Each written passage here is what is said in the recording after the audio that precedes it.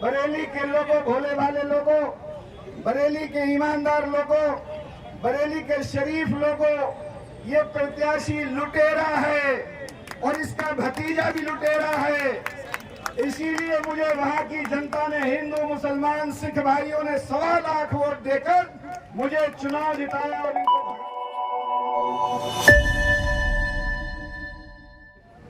जो हिंदू और मुसलमान की बात करती है, मैं पूछना चाहता हूं कि अगर गैस का सिलेंडर अताउर रहमान को जिस रेट मिलता है, क्या परवीन सिंह ऐरन, नीरज मौर्य को उससे कम मिलेगा?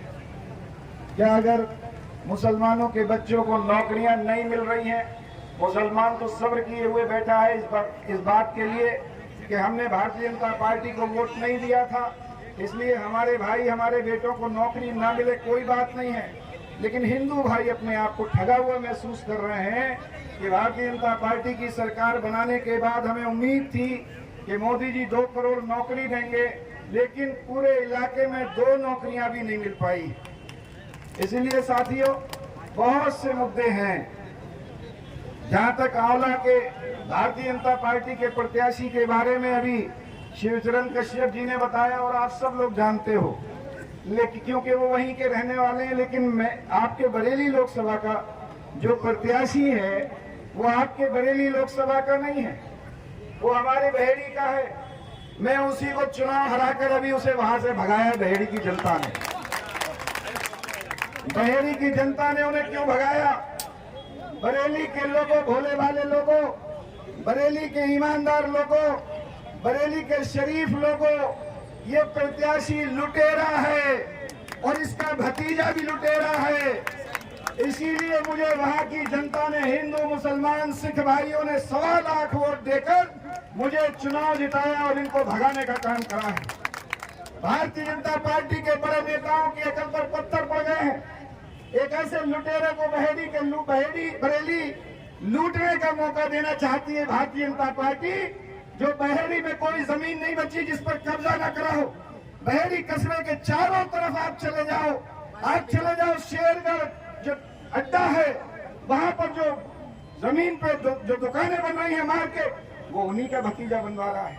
आप बहेड़ी के उत्तर में चले जाओ, लास्ट में वहां जो मार्केट बनी है कब्जा करके उन्हीं का भतीजा बनवा रहा है। आप चले जाओ मोहम्मदपुर चौराहे पे पश्चिम में, वहां जो मार्केट बन रही है वो भी उन्हीं का भतीजा बनवा रहा है।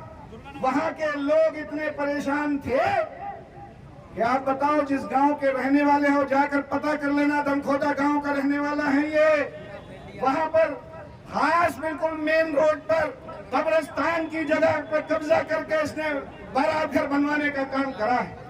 और चले जाओ आप उसी दमखोदा के अंदर, जब आप उत्तर साइड में जाओगे बसंतपुर गांव की तरफ को, तो दमखोदा गांव के बाहर शमशान भूमि की जगह पर कब्जा करके इसने राइस मिल बनाने का काम किया है। इसने न मुसलमानों के कब्रिस्तान को छोड़ा, न हिंदू भाइयों तुम्हारे शमशान को छोड़ा।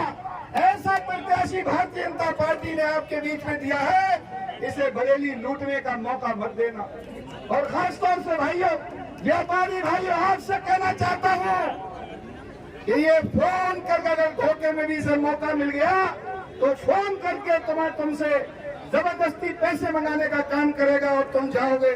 इसलिए आपसे गुजारिश करता हूं, जिस तरह से बहेड़ी के लोगों ने इस लुटेरे भारतीय जनता पार्टी के कैंडिडेट को भगाने का काम करा है, बरेली के लोगों इसकी जमानत जब्त कराकर इस लुटेरे को यहाँ से भी भगाने का काम कर दो और तानी परवीन सिंह ऐरन जी को यहाँ से सांसद बना दो। और पूरा भरोसा है, आप जाकर देख लो पश्चिम में। मैं कल रामपुर जो कमजोर समझते थे, आज की तारीख में रामपुर आपकी लोकसभा सीट जीत रही है। चुनाव पता कर लो, आज पहला राउंड पूरा का पूरा भारतीय जनता पार्टी का सफाया हो रहा है और इंडिया गठबंधन की सारी सीटें जीत रही है। इसी के साथ मैं एक बार फिर से आपसे गुजारिश करता हूँ, इस लुटेरे का ध्यान रखना जो बहेड़ी वालों ने भगाया है। इस लुटेरे का चाचा भतीजे आपने भी सुना होगा, दोनों लुटेरे हैं, इनका ध्यान रख लेना। और बरेली के लोगों जमानत जब्त करा के बहेड़ी ने भगाया है, बरेली से भी भगाने का काम करना। आप सबका बहुत बहुत शुक्रिया, धन्यवाद।